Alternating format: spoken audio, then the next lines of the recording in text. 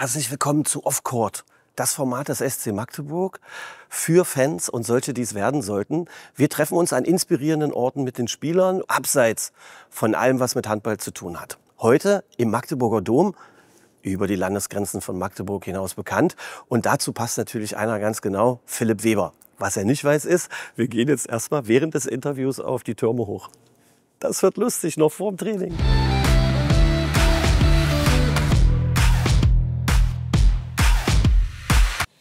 Guten Morgen. Hallo. Moin, grüß dich. Schön, dass du mitmachst. Ja, schön, dass ich da sein darf. Herzlich willkommen hier bei Off Court und im Dom. Was bedeutet der Dom für dich? Das ist unser Wahrzeichen, ja. Das ist unser großes Gebäude in Magdeburg. Das ist einfach Magdeburg. Du hast heute noch Training? Ja. Hat man dir erzählt, dass wir jetzt diese Treppen da hochgehen? Habe ich schon gehört, ja. Aber das wird, glaube ich, kein Problem sein. Nach Ihnen, Herr Danke Weber. sehr, danke. Magst du eigentlich so Ausdauertraining und sowas? Naja, jetzt so.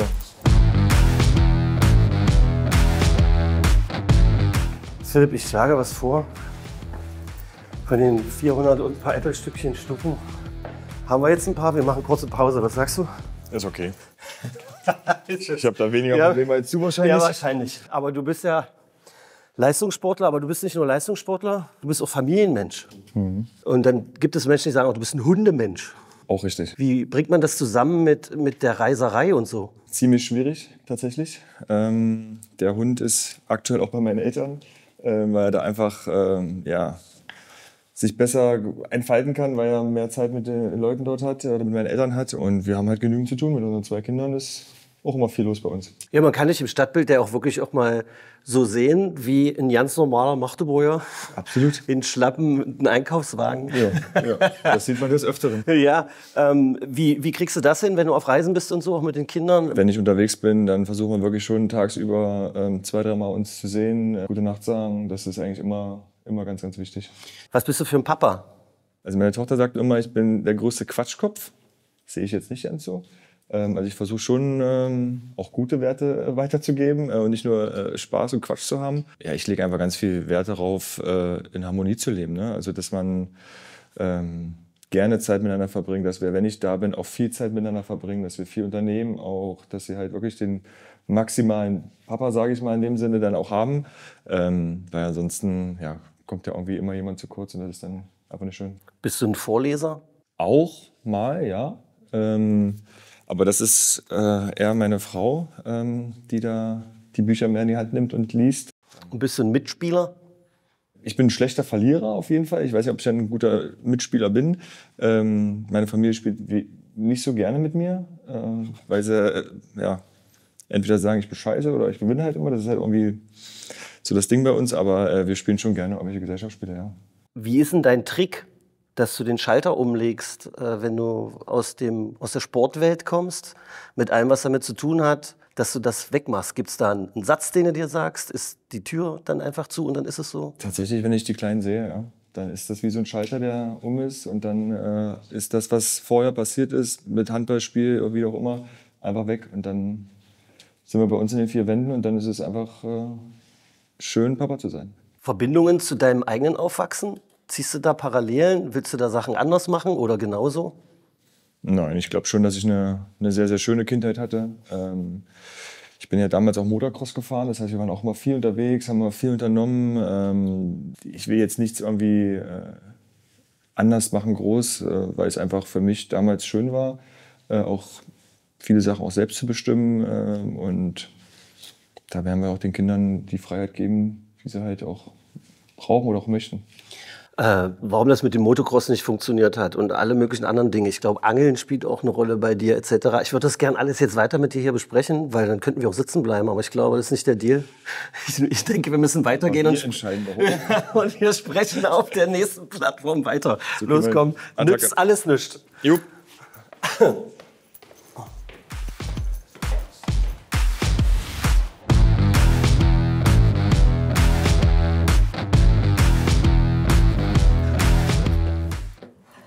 Philipp, wir haben es geschafft. Sehr schön. Auch schön, ja. Da habe ich mich gerade drauf gefreut, hat sich gelohnt, ja? auf dein Gesicht. Ganz oft wird gesagt, Magdeburg wäre hässlich. Ja, Hörst du das auch? öfter, aber große Lüge. Das Wenn du ist- das siehst, das ist doch wohl wunderschön. Ja. Tja. Wo hast du Orte in Magdeburg, wo du Ruhe tanken kannst oder so? Also erstmal sind wir ja generell viel draußen mit den Kindern auch. Ne? Ich komme ja aus Biederitz, das heißt, wir sind auch viel in Biederitz. Hinten im Herrenkrug bei den Pferden. Unsere Tochter, die liebt es zu reiten und sich um Pferde zu kümmern. Da sind wir ziemlich oft. Ansonsten gehen wir sehr gerne mal ins Thies, dort Kaffee trinken, mal einen Kuchen essen. Abseits der ganzen großen Titel, die ihr auf der Handballplatte feiern konntet, bist du ja schon als jemand zu den Handballern gekommen, als deutscher Vizemeister im Motocross, stimmt das? Richtig. Warum ist die Karriere ins Stocken geraten? Mein Bruder, der ist früher Motocross gefahren und ja gut, ich war halt der junge Bruder, der dann natürlich nacheifern wollte. Habe das dann auch gemacht, habe mit 4 Jahren angefangen, bin 50 Kubik gefahren und 60 Kubik gefahren und bin damals Vize-Deutscher Meister geworden tatsächlich. Ken Roxen, der jüngste Weltmeister aller Zeiten, war damals immer Erster und ich Zweiter und irgendwann kam dann die Schule dazu und dann kam ein Schnupperkurs, den mein Zettel meine Mama dann irgendwann im Schulranzen gefunden hat und gesagt, so jetzt gehst du auch mal dahin. Und dann bin ich auch mal zum Handball geswitcht. Obwohl Handball angeblich am Anfang langweilig für dich war. Jo, richtig. Also für mich war das gar nicht so. In der Halle rumrennen, mit dem Ball dribbeln und vielleicht konnte ich das damals schon immer auch ein bisschen besser als die anderen und war deswegen auch vielleicht ein bisschen unterfordert und mir hat das keinen Spaß gemacht. Aber die Trainerin hat anscheinend damals gesehen, Mensch, der macht das ganz gut, schicken Sie den immer mal wieder hierher. Und irgendwann so nach dem 4., 5. Mal, als es dann hieß, die Besseren können dann nach Glinde gehen, in der große Halle, für uns damals groß, und dort trainiert, war das so ein Anreiz, den ich dann einfach für mich selber gepackt habe und wollte es unbedingt machen. Und dann war halt nur die Thematik oder das große Problem, wie kriege ich es meinem Papa beigebracht, dass ich jetzt keinen Motocross mehr fahren möchte. Ja, haben wir uns dann eine Strategie überlegt und bin immer Letzter geworden, habe den Zuschauern gewunken und gepfiffen und dann hat er auch manchmal selber gesagt, so, du hörst jetzt auf, du spielst jetzt Handball und dann war das schnell abgearbeitet. Wer war dein Kompagnon im Hintergrund? Mutti. Wirklich? Ja, Mama war da Redensführerin, würde ich mal sagen. Ja, wir haben uns einfach so gesagt, dass wir das jetzt einfach machen und das als gute Möglichkeit sehen, Papa umzustimmen. Manche Menschen würden sagen, du bist ein Mamakind, weil du mit ihr das besprochen hast. Ist das so? Oder? Ja, auch das ist richtig. Ist ja. das richtig? Ja, ja. Wenn es irgendwas gibt, ist Mama schon mit die Erste, die ich anrufe. Da ist Papa erstmal hinten dran. Wobei ich auch sagen muss, wenn ich das meinem Papa erzähle, dann spätestens 10 Minuten weiß es in Magdeburg. Von daher musste ich ihm auch damals die Unterschrift hier in Magdeburg auch verheimlichen und erst am Tag der Veröffentlichung ihm das dann auch sagen. Motocross irgendwann vorbei. Alles mit viel Action, auch Handball sehr viel Action. Wie passt das mit dem Angeln zusammen?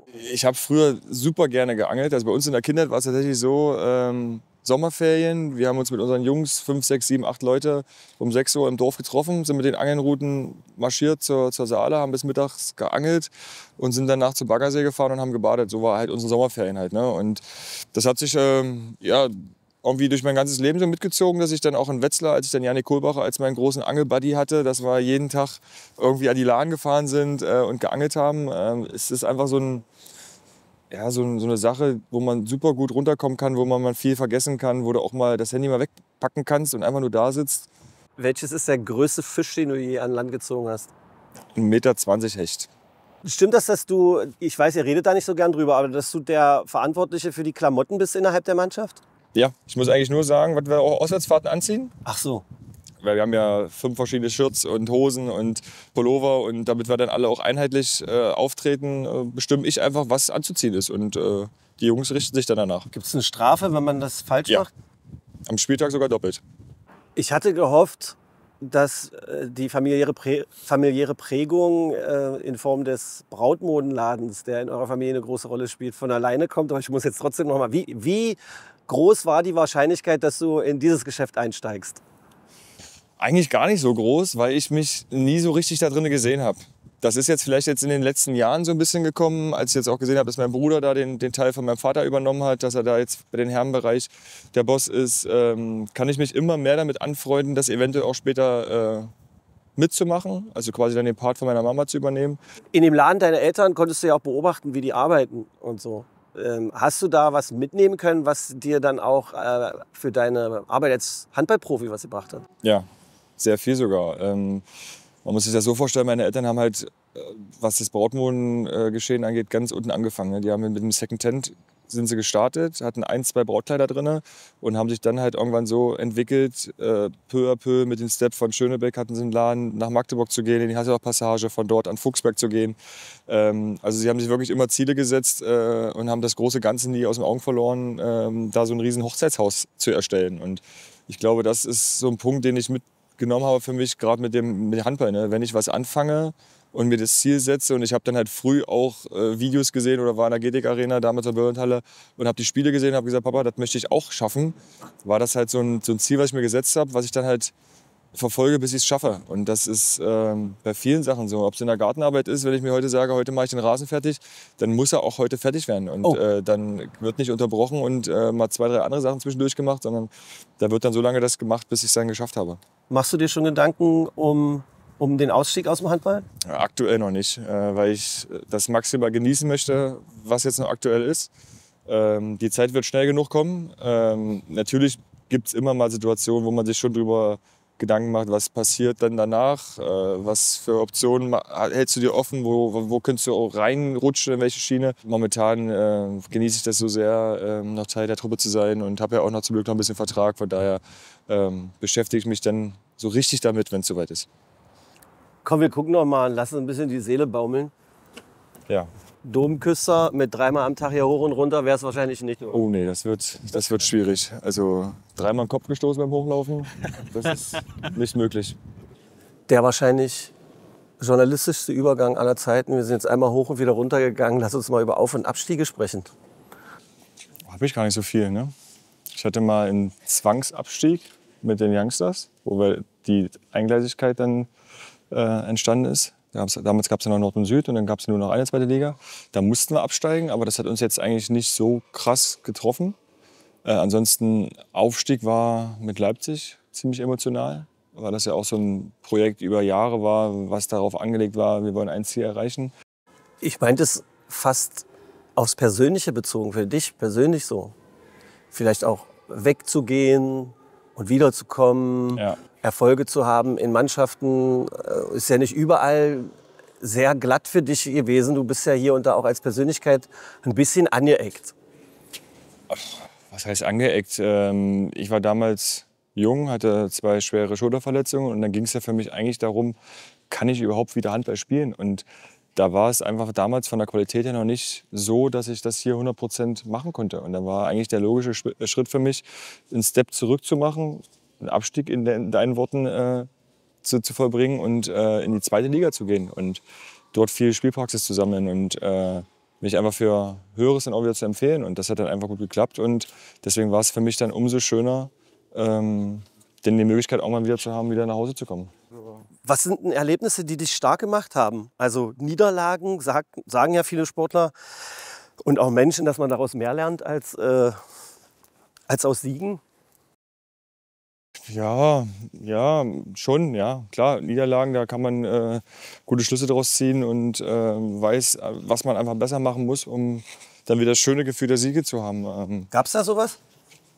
Ja, eigentlich nicht, bin ich ehrlich, weil ich bin so generell so ein Typ, der unglaublich schlecht verliert und ob es nun privat ist oder auch auf dem Feld, von daher war es immer schön, mehr zu gewinnen als zu verlieren. Und wenn es dann aber dazu kam, gerade so Finalniederlagen, das hapert schon an einem extrem. Ne? Dann versucht man schon irgendwie im Nachhinein dann noch mal zu überlegen, was hätte man denn vielleicht besser machen können. Ich glaube tatsächlich, ein großer Punkt war die Rückkehr wieder hierher. Weil es dann hier wirklich ums Gewinnen geht und wir alles dem Erfolg unterordnen. Und das war, glaube ich, schon für mich auch einfach ein wichtiger Step als Person, hier wieder zurückzukommen, um auch diese Flapsigkeit, die ich vielleicht damals hatte, alles nicht ganz so ernst zu sehen, hat sich halt komplett gestrichen bei mir. Und dann habe ich natürlich meine Familie dann hier auch gehabt wieder, habe meine Frau kennengelernt hier wieder, oder was heißt meine Frau kennengelernt hier. Ja, und dann wird man einfach erwachsener mit den Jahren.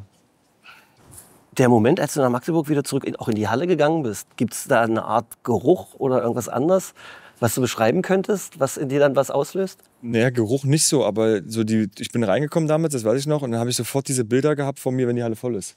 Also du gehst in eine leere Halle rein und guckst so rum und denkst sofort, wie geil das ist, wenn das hier voll ist.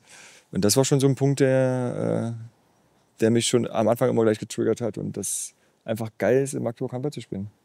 Gibt es Handballkollegen aus anderen Mannschaften, mit denen du über die Fans und sowas sprechen musst? Wie oft wird man danach gefragt?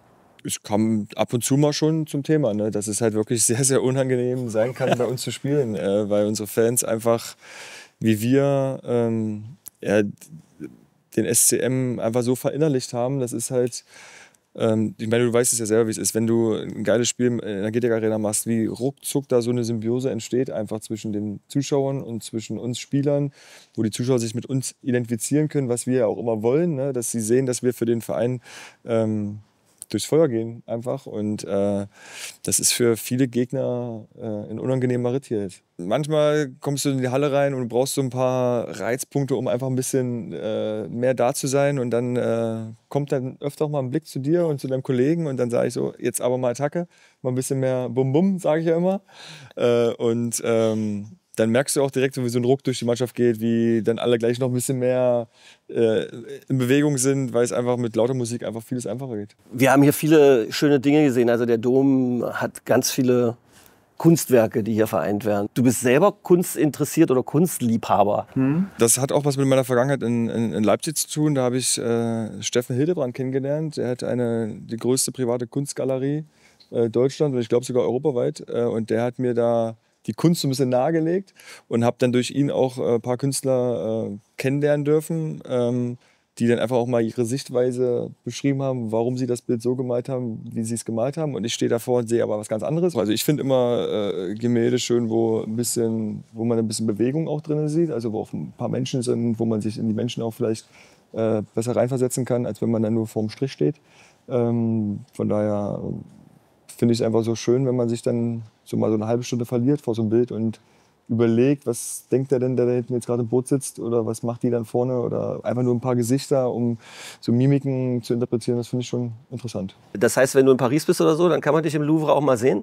Wenn wir die Zeit hätten, würde ich da tatsächlich reingehen, aber wir haben, glaube ich, leider keine Zeit, da irgendwie groß uns anzuschauen. Die Leute sagen ja immer, auch Mensch, ihr fliegt nach Barcelona und nach Paris und ihr könnt da alles schön sehen.